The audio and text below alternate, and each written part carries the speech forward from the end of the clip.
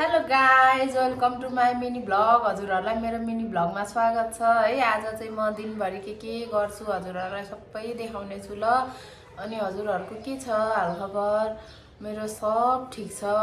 अनि मेरो mini vlog हजुरहरूलाई हेर्नुहुनेहरूलाई कस्तो लाग्दैछ हजुरहरूले कमेन्ट बक्समा छोडिदिनु होला ल। मन परेको छ कि छैन हजुरहरूलाई।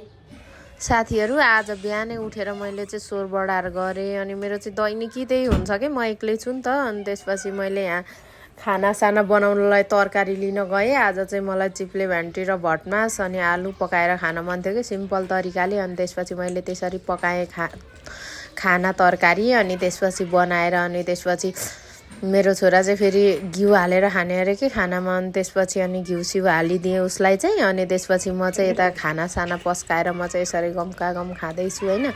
अनि आमा छोरा यताउता के भन्दै कुरा गर्दै खाना खाइरहेको छौँ क्या हामी चाहिँ। अनि मेरो छोरालाई चाहिँ फेरि यस्तो भटमास गेडागुडीहरू मन पर्दैन नि त साथीहरू, आलु बाहेक। अनि उसलाई चाहिँ रस र त्यो मात्रै हालिदिएँ। अनि थोरै घिउ राखेर त्यसरी खायो उसले चाहिँ। अनि साथीहरू, झटपट गरेर यताउता घरको कामहरू सबै सकाएँ, साफसफाइ यताउता गरेर। अनि त्यसपछि फेरि मैले मेरो छोरालाई दिउँसोको 1 जति बजाएको थियो कामसाम सकाउँदा। अनि त्यसपछि स्याउ खान दिएँ। अनि त्यसपछि स्याउ फेरि खान मान्दैन नि त, आनाकानी गरिरहन्छ। अनि मैले करले जबरजस्तीले खानिदिइरहेको छु। अनि त्यसपछि ऊ खाँदैछ होइन, म खान्न भन्दै ऊ चाहिँ खाइरहेछ कि। अनि त्यसपछि यतातिर फेरि मैले पनि 1 दाना स्याउ खाएँ साथीहरू। अनि साथीहरू, म बाहिरतिर गएँ कि एकछिन बाहिर जाने काम थियो। अनि बाहिरतिर गएर कामसाम मिलाएर आएँ अनि यताउता। अनि त्यसपछि उताबाट आउँदा चाहिँ मैले छोरालाई खाजा लिएर आएँ कि। उतैबाट आउँदाखेरि खाजा लिएर आएँ। आजको खाजामा चाहिँ मैले कति के दिनु भने जस्तो हुन्छ कि।